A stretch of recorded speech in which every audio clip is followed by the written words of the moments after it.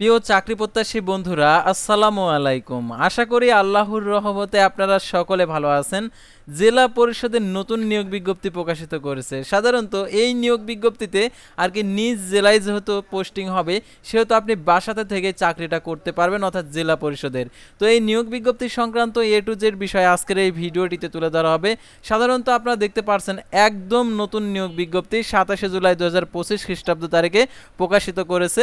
এই নিয়োগ বিজ্ঞপ্তি সংক্রান্ত এ টু জেড বিষয়ে আজকের এই ভিডিওটিতে তুলে ধরা হবে।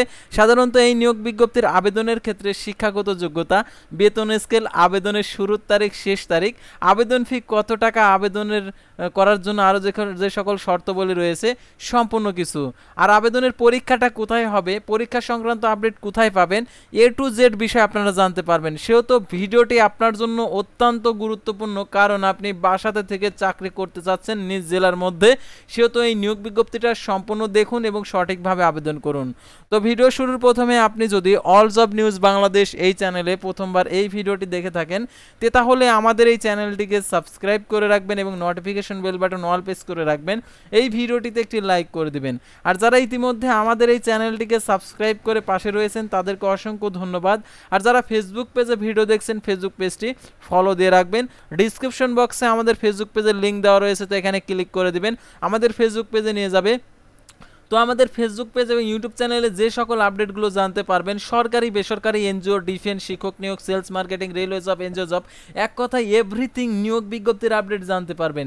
তাই আপনার জন্য আমাদের ফেসবুক পেজ এবং ইউটিউব চ্যানেল একান্ত আর কি উপযোগী একটি মাধ্যম, যার মাধ্যমে আপনি জব সার্কুলার আপডেটগুলো জানতে পারবেন। তো আর কথা না বাড়িয়ে চলে যাচ্ছি জেলা পরিষদের সেই নিয়োগ বিজ্ঞপ্তিটা আপনাদেরকে দেখিয়ে দিচ্ছি।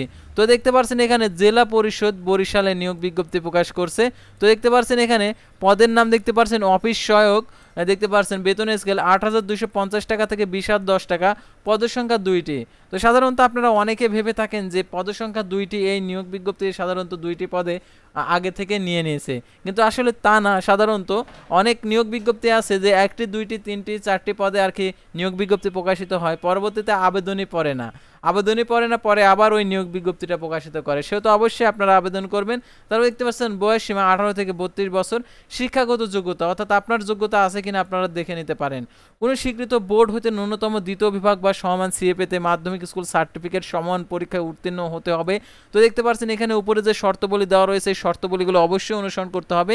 নিয়োগ বিজ্ঞপ্তি স্থানীয় সরকার জেলা পরিষদ শাখার স্থানীয় সরকার পল্লী উন্নয়ন সমবায় মন্ত্রণালয় 10 জুলাই 2025 খ্রিস্টাব্দ তারিখের স্মারকের ছাড়পত্র অনুযায়ী জেলা পরিষদের বরিশালের নিম্নবর্ণিত শূন্য পদে অস্থায়ী ভিত্তিতে নিয়োগের নিমিত্তে শর্ত সাপেক্ষে বাংলাদেশি প্রকৃত নারীদের নিকট হতে দরখাস্তের আহ্বান করা যাচ্ছে।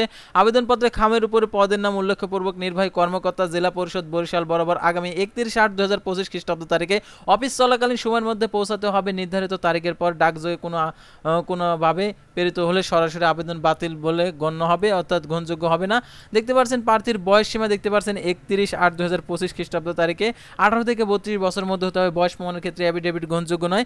আর জনপ্রশাসন মন্ত্রণালয় জারিকৃত নির্ধারিত ফর্মে জেলা পরিষদ বরিশাল প্রস্তুতকৃত আবেদন ফর্মে আগ্রহী প্রার্থীগণকে নির্ধারিত তারিখের মধ্যে আবেদন করতে হবে। আবেদন ফর্মটি gp-boriশাল.gov.bd ওয়েবসাইটে জেলা পরিষদের কার্যালয়ে পাওয়া যাবে, অর্থাৎ আপনার জেলায় এই নিয়োগ বিজ্ঞপ্তিটা প্রকাশিত হলে আপনারা জানতে পারবেন। আর এই নিয়োগের ক্ষেত্রে সকল জেলার প্রার্থী আবেদন করতে পারবেন। আর আপনার জেলায় এই নিয়োগ বিজ্ঞপ্তিটা প্রকাশিত হলে অবশ্যই আপনারা জানতে পারবেন আমাদের এই চ্যানেলের মাধ্যমে। আমাদের চ্যানেলের সকল ধরনের নিয়োগ বিজ্ঞপ্তির আপডেট জানতে পারবেন, ছোট বড় মাঝারি সব ধরনের। তো দেখতে পাচ্ছেন আবেদনপত্রে পিতার নাম, মাতার নাম, জন্ম তারিখ, স্থায়ী ঠিকানা, বর্তমান ঠিকানা, তারপর শিক্ষাগত যোগ্যতা, জাতীয়তা, ধর্ম, অন্যান্য যোগ্যতার, ব্যাংক ড্রাফের পে অর্ডার নাম্বার এবং উল্লেখপূর্বক ফর্মে সহস্তে লিখিত আবেদনপত্র স্বাক্ষর থাকতে হবে।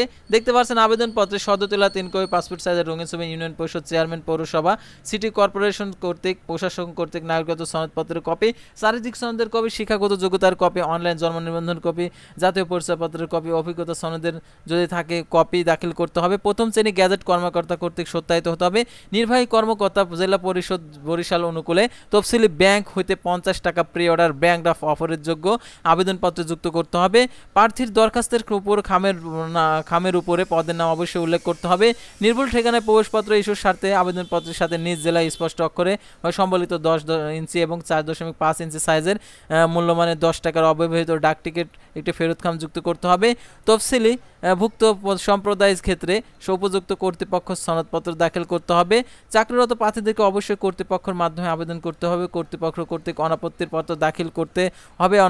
আবেদনপত্রের অগ্রিম কপি গ্রহণযোগ্য হবে না এবং নিয়োগের ক্ষেত্রে সরকার জারিকৃত কোটা সম্পর্কে নির্দেশাবলী অনুসরণ করা হবে।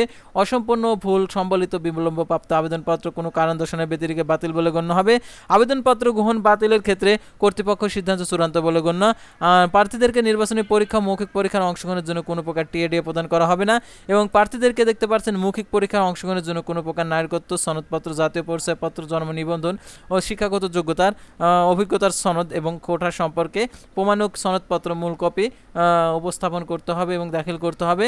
প্রার্থীকে কর্তৃক প্রদত্ত কোনো তথ্য দাখিলকৃত কাগজপত্র জাল, মিথ্যা, ভুয়া প্রমাণিত হলে কিংবা নকল উপায় অসৎ অবলম্বন করলে তার বিরুদ্ধে আইনানুগ ব্যবস্থা গ্রহণ করা হবে। আর দেখতে পাচ্ছেন এখানে যে আরও যে কোনো প্রকার তদবির প্রার্থীর অযোগ্যতা বলে বিবেচিত হবে। তো দেখতে পাচ্ছেন এখানে এই নিয়োগ বিজ্ঞপ্তি সম্পূর্ণ অস্থায়ী সন্তোষজনক শিক্ষানবিশ সমাপ্তির পর স্থায়ী করা হবে নিয়োগটি।